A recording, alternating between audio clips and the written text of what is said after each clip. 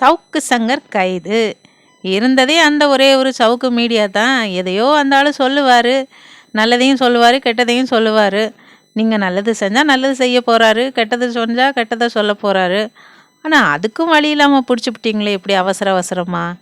ஏன் அவ்வளோ பயமா? இன்னும் 2-3 மாதம் இந்த ஆள் வெளியே இருந்தால் உங்களுக்கு ஓட்டு கிடைக்கிறதுல பிரச்சனை ஆகிடுமோ?